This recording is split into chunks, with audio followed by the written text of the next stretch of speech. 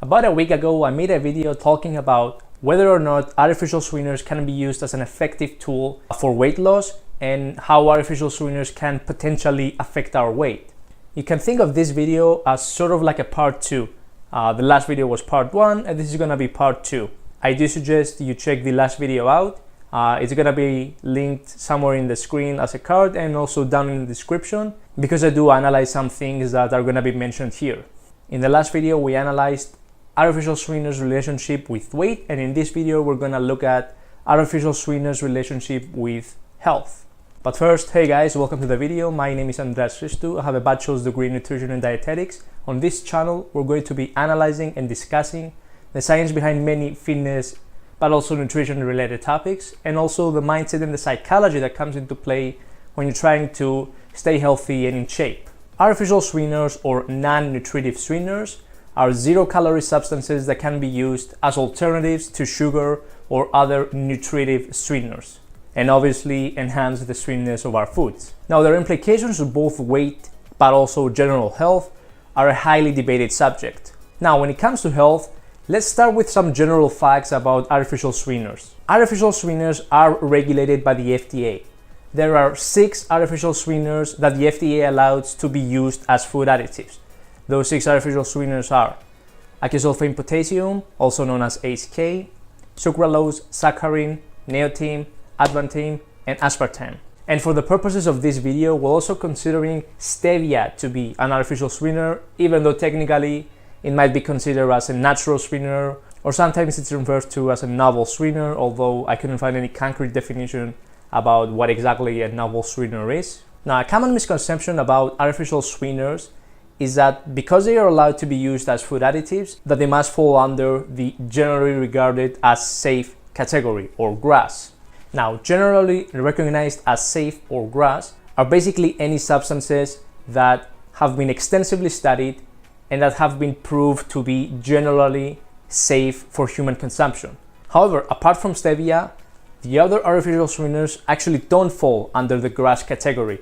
Now, if you check this list that's actually provided by the FDA, you can see that most artificial sweeteners aren't actually considered to be under the GRAS category. Substances under the GRAS category are by definition not recognized as food additives, and they can be used more freely without needing pre-market evaluation by the FDA each time, because the FDA has decided that there is extensive research to prove that those substances can be used more freely and are generally recognized as safe for human consumption. Now, obviously, even GRAS substances do have to abide by specific regulations, mostly covering their manufacturing process, but especially when it comes to quantity, they can be used much more freely, and usually GRAS substances don't even have a limit to how much quantity they can appear in the market.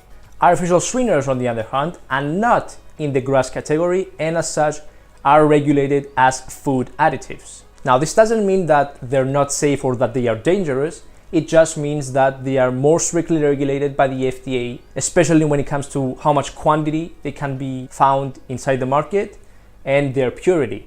Now, I'm not going to get into what specific regulation process must happen each time for each specific substance. What's important for us is that artificial sweeteners must go through pre-market evaluation by the FDA before they are put in the market to make sure that they meet the regulation standards. All artificial sweeteners must follow an acceptable daily intake guideline. The acceptable daily intake, or ADI, basically refers to how much quantity of a certain substance a person can consume each day for the rest of their lives without experiencing any negative side effects whatsoever.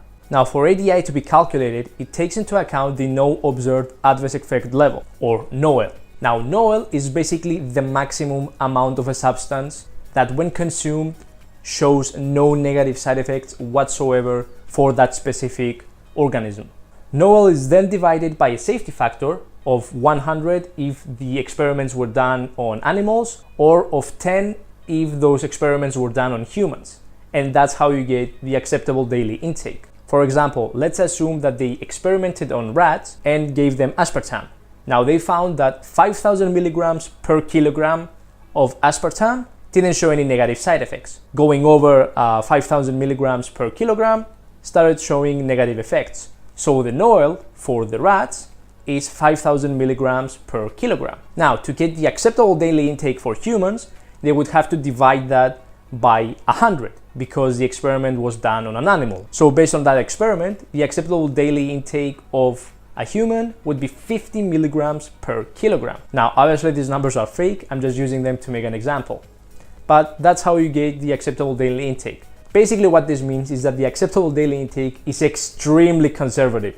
Okay, so those were some general facts. Now let's see what the research has to say. Starting off, we have our first review article that studies whether or not artificial sweeteners can promote metabolic syndrome by looking at a lot of different factors. One of these factors is actually the sweet taste of the artificial sweetener itself, something that we also discussed in part 1.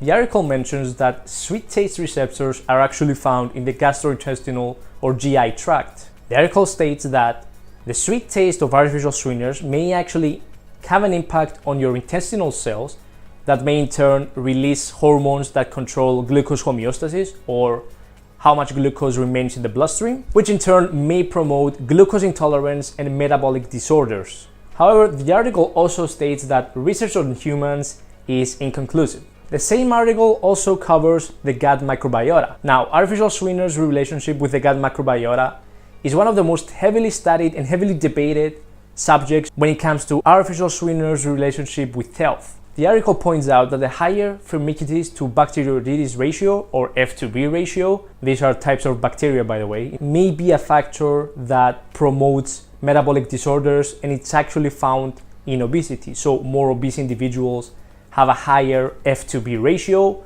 while the F2B ratio gets lower as the person gets leaner. Some studies suggest that artificial sweeteners may actually raise F2B ratio, although those studies were again done on animals and not humans. Another review article also agrees with the findings of the first article in that artificial sweeteners may actually have a negative impact to the gut microbiota. The article mentions one study that tested human males by providing them with saccharin and then testing them for glucose tolerance, and found that their glucose tolerance was in fact impaired. In any case, more human studies need to be made in this area. In the same article, it's mentioned that sucralose may actually increase glycemic response to an oral glucose test, increase peak plasma glucose concentrations, and also increase insulin secretion in obese but not healthy individuals. In short, the article concludes on 3 things. 1. Consuming artificial sweeteners may actually cause us to subconsciously disassociate the relationship between sweet food and calories, which is something that I analyzed extensively in part 1, so if you're interested, check that out. 2, the possibility of artificial sweeteners affecting the gut microbiota and as a result may promote glucose intolerance or metabolic disorders, although that area definitely needs more human studies and more studies in general. And 3, the possibility of artificial sweeteners actually causing an insulin spike, which is also something that I cover in much more detail in part 1. So again, if you're interested, check it out. That said, it should be noted that the evidence, especially done on humans, is far from conclusive.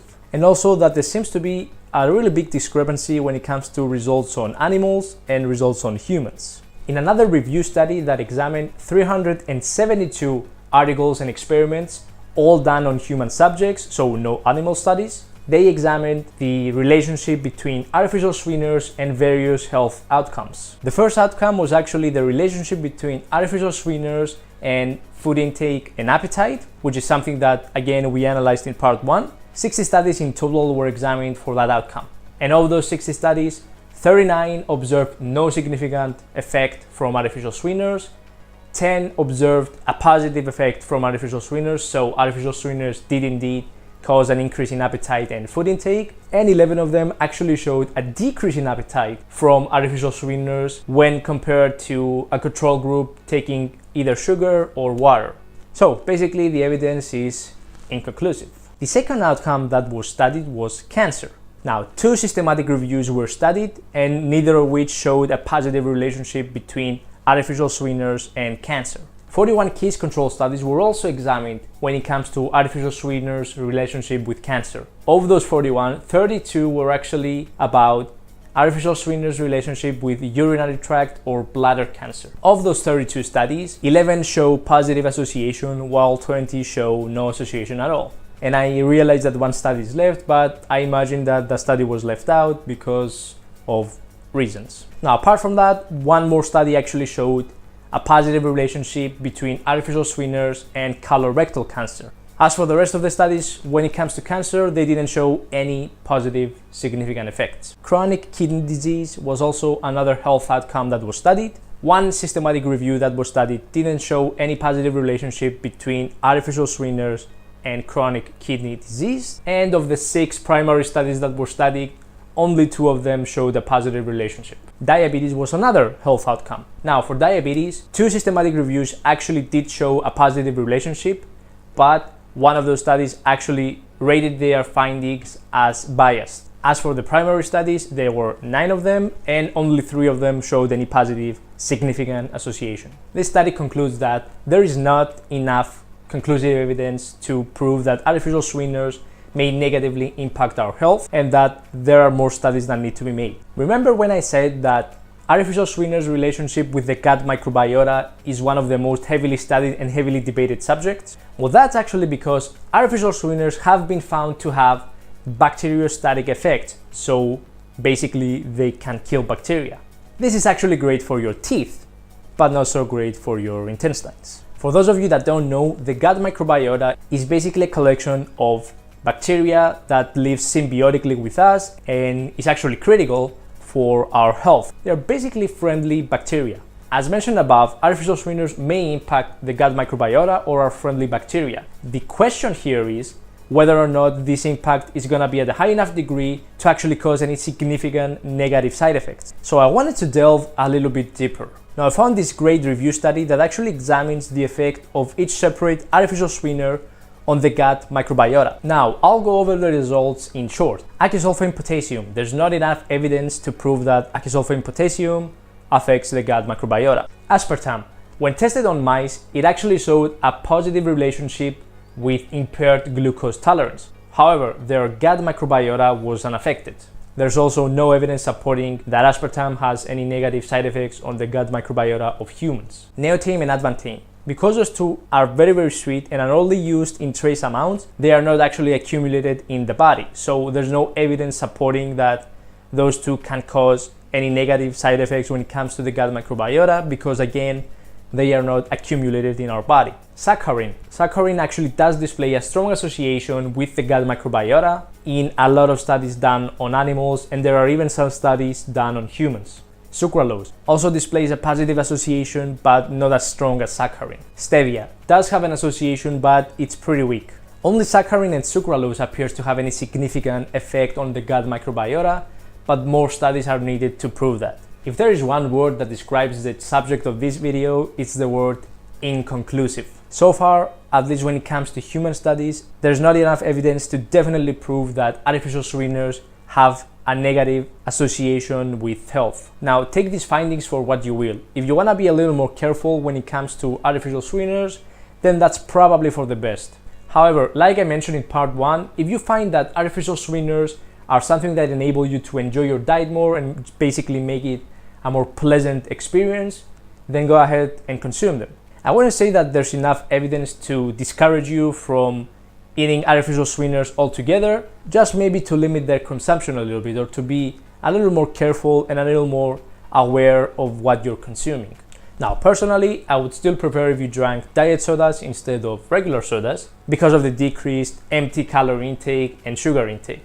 That said, it's still preferable if you drank water instead of diet sodas or regular sodas. In any case, the 3 most likely negative health outcomes that could potentially arrive from artificial sweeteners, at least looking at the research so far, are 1. Sucralose and saccharin having a negative impact on the gut microbiota, although there's still a lot of research to be done to prove whether or not those effects are going to be significant enough to cause any real health problems. 2, maybe an increased risk of urinary tract or bladder cancer. And 3, maybe an impaired glucose tolerance and higher chance for metabolic disorders, which may or may not be caused from the negative impact of artificial sweeteners on the gut microbiota. Again, though, more studies and especially human studies need to be done in order to prove all these things. For now, I wouldn't say that the research proves that artificial sweeteners are bad for you or that you need to avoid them.